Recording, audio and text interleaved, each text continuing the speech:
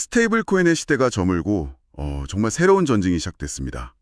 바로 이자, 일들을 둘러싼 전쟁이죠. 여러분이 그냥 달러랑 1대1로 가치가 고정된다 이렇게만 생각했던 그 조용한 시장의 판이요. 지니어스 바반이라는 어떻게 보면 핵폭탄급 변수 때문에 완전히 뒤바뀌고 있습니다. 맞습니다. 이전까지 스테이블 코인 경쟁의 핵심이 뭐였냐면 누가 더 안정적인가, 누가 더 신뢰할 수 있는가 이거였잖아요. 그렇죠. 안전이 최고였죠. 네. 그런데 지니어스 법안이 통과된 이후에 게임의 룰이 완전히 바뀌어버렸어요. 법안이 스테이블 코인을 딱 두 개로, 그러니까 결제용이랑 투자용 이렇게 다른 종으로 명확하게 갈라놓았거든요. 아예 종류를 나눠버린 거군요. 네. 그래서 이제 시장은 누가 더 높은 이자를 안전하게 제공하느냐 이 싸움으로 재편된 겁니다. 그러니까 이제 스테이블 코인은 그냥 뭐 달러 대용품이 아니고 그 자체로 이자를 낳는 금융상품이 되었다. 이 말씀이시네요. 오늘 저희가 바로 이 새로운 전쟁터, 이자 농사를 짓는 스테이블 코인, 줄여서 YBS라고 하죠. 이 yieldbearing 스테이블 코인의 세계를 한번 깊이 파고들어 보려고 합니다. 이 시장의 세 가지 주요 격전지는 어디인지, 그리고 왜 단순히 광고에 나오는 그 연이율, APY 숫자만 보고 뛰어들었다간 큰일 나는지 그 속사정을 낱낱이 알려드리겠습니다. 좋습니다. 그럼 이 복잡해 보이는 YBS 시장, 이걸 제대로 이해하려면 어떤 기준점을 잡고 봐야 할까요? 워낙 종류가 많아서 어디서부터 접근해야 할지 좀 감이 안 오는데요. 가장 중요한 질문 딱 한가에서 시작해야 합니다. 하나요? 네, 바로 이 이자는 도대체 어디에서 오는가? 이 수익의 원천을 기준으로 시장을 보면요. 복잡하던 그림이 아주 선명하게 보입니다. 크게 세 가지 카테고리로 나눌 수 있어요. 첫째, 현실 세계 자산, 그러니까 RWA의 수익을 블록체인으로 가져오는 RWA-backed YBS. 아, 그 월스트리트의 돈을 온체인으로 옮겨오는 그 모델이군요. 그렇죠. 그리고 두 번째는 디파이 생태계 안에서 순수하게 만들어지는 수익에 기반한 온체인 네이티브 YBS. 이건 뭐랄까 크립토 시장의 맥박이랑 같이 뛰는 모델이고요. 마지막 세 번째는 전문 펀드 매니저나 알고리즘이 적극적으로 자금을 굴려서 수익을 내는 일종의 온체인 헤지 펀드라고 할 수 있는 Actively Managed YBS입니다. 와, 재밌는 분류네요. 듣고 보니까 투자자의 신뢰가 어디에 놓여 있는지로도 나눌 수 있겠어요.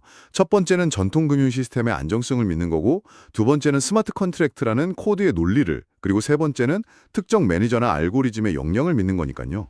정확히 보셨습니다. 그렇기 때문에 이 세 가지 모델은 수익률도 또 리스크의 종류도 완전히 달라요.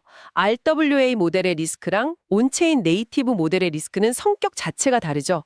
그래서 단순히 APY를 10%다, 15%다 이 숫자만 보고 비교하는 게 얼마나 위험한 일인지 이제부터 하나씩 파헤쳐 보겠습니다. 그럼 첫 번째 카테고리, RWA 기반 모델부터 시작하죠.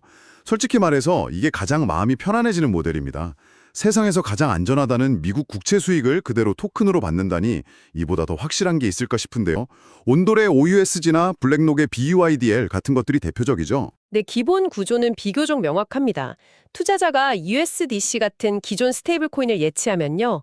파산 위험으로부터 격리된 특수 목적법인 SPV라고 하죠. 이 SPV가 그 자금으로 미국 단기 국채, TB를 매입합니다. 그리고 그 국채 소유권을 증명하는 토큰을 투자자한테 발행해 주는 거죠. 여기서 나오는 이자는 토큰 수량이 매일 조금씩 늘어나는 리베이스 방식이나 아니면 토큰 자체의 가치가 꾸준히 오르는 NAV 어크롤 방식으로 지급됩니다. 와, 그럼 사실상 미국 국채 이자를 그냥 토큰으로 받는 거잖아요? 연준이 망하지 않는 한 돈을 잃을 일이 없어 보이는데 제가 뭘로 치고 있는 거죠? 분명히 어딘가에 함정이 있을 것 같은데요? 바로 그 지점이 이 모델의 가장 큰 딜레마입니다. 겉보기에는 세상에서 가장 안전한 자산을 토큰화한 것처럼 보이지만 그 이면을 들여다보면요. 수많은 오프체인 중개기관들이 거미줄처럼 얽혀 있습니다. 자금을 보관하는 은행, 커스터디 업체, 법률 실체인 SPV, 토큰을 유통하는 플랫폼까지.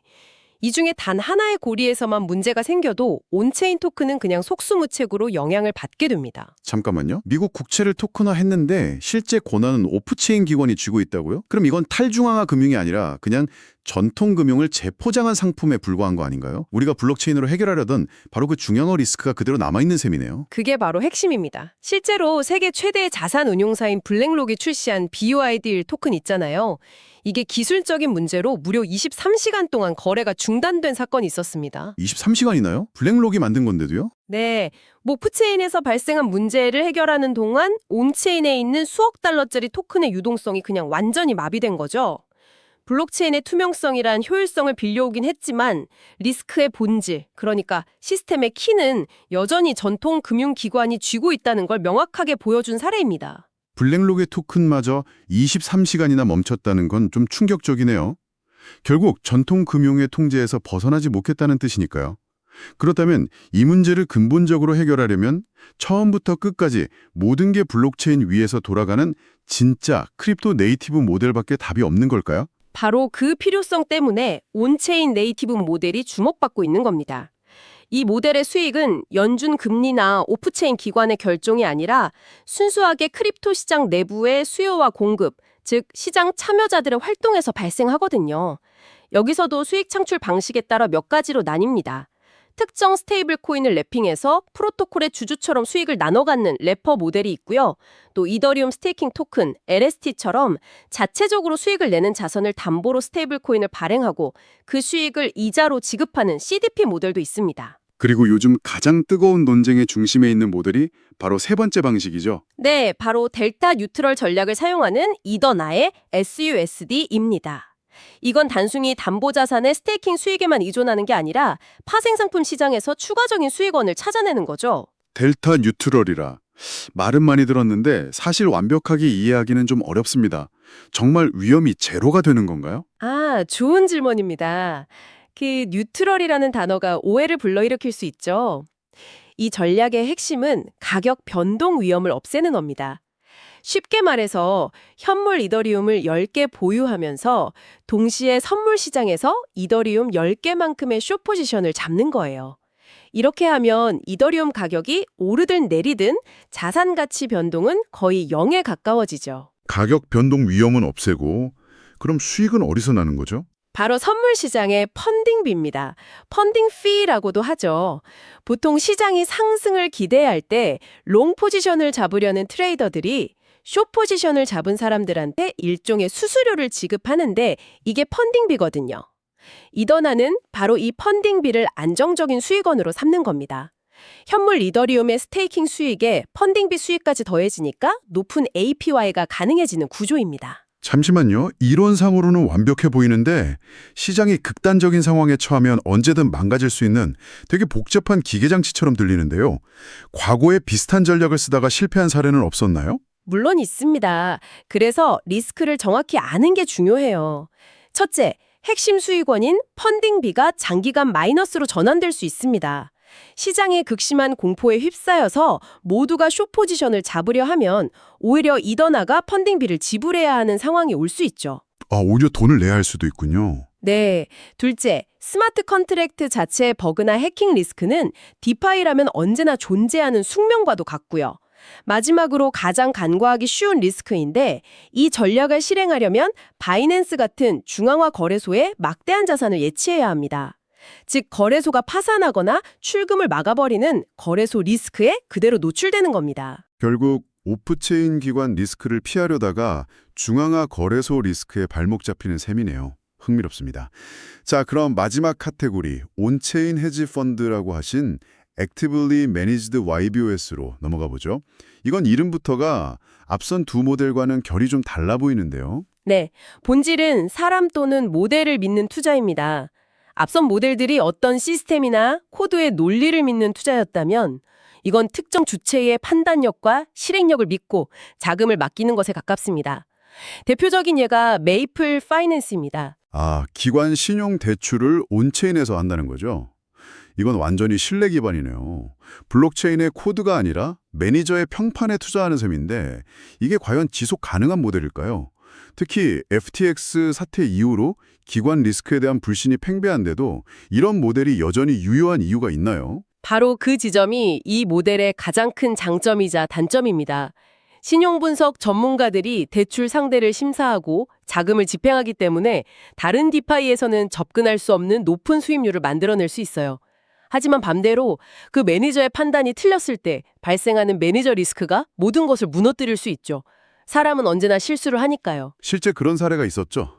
네, 2022년에 메이플 파이낸스에서 활동하던 오르소고널 트레이딩이라는 회사가 있었는데요. 여기가 재무 상태를 속인 사실이 드러나면서 3,600만 달러, 우리 돈으로 약 500억 원 규모의 채무 불이행, 디폴트를 선언하는 사건이 있었습니다. 아무리 뛰어난 매니저라도 숨겨진 부실까지 모두 파악하긴 어렵다는 것. 그리고 한번 신뢰가 무너지면 연쇄적으로 큰 손실이 발생할 수 있다는 이 모델의 취약성을 명확히 보여준 사례였죠. 자, 지금까지의 세 가지 주요 수익 모델을 살펴봤습니다. 전통 금융을 믿는 RWA, 코드를 믿는 온체인 네이티브, 그리고 사람을 믿는 액티브 운용. 근데 여기서 근본적인 질문이 생깁니다. 지뉴스 법안에 따르면 일반 결제용 스테이블 코인은 이자를 지급할 수 없게 됐잖아요. 그렇다면 서클이나 테더 같은 회사들이 수십억 달러의 미국 국채를 보유하면서 벌어들이는 그 막대한 이자는 대체 누가 가져가는 걸까요? 그 돈이 그냥 공중으로 사라지는 건 아닐 텐데요. 바로 그 지점에서 시장의 판도를 바꿀 네 번째 전력이 등장합니다. 하이퍼리퀴드라는 프로젝트의 USDH 모델이 그 질문에 대한 아주 영리한 해답을 제시하죠. 이들의 대답은 명확합니다.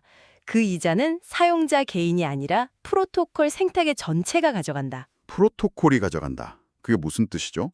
토큰 보유자에게 이자를 안 준다는 건가요? 네, USDH 토큰 자체는 이자가 전혀 없는 non-yield bearing 스테이블 코인입니다. 따라서 결제용 스테이블 코인에 대한 규제를 완벽하게 준수하죠. 하지만 사용자들이 USDH를 발행하기 위해 담보로 맡긴 RWA 자산, 예를 들어 토큰화된 미국 국채에서 발생하는 수익은 토큰 보유자에게 가지 않고요. 모두 하이퍼리퀴드 프로토콜의 금모로 들어갑니다. 아하, 그러니까 토큰 보유자에게 직접 이자를 줘서 규제에 걸리는 대신 그 이자를 프로토콜 전체의 성장 동력으로 사용한다는 거군요. 정말 기발한데요? 정확합니다.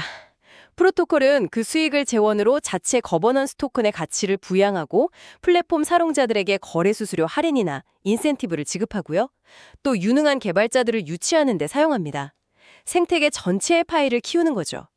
말 그대로 규제를 준수하면서 가치를 포착하는 합법적인 경제 설계인 셈입니다. 이건 단순히 규제를 우회하는 걸 넘어서 스테이블 코인의 본질적인 역할에 대한 새로운 관점을 제시하는 것 같습니다. 맞습니다.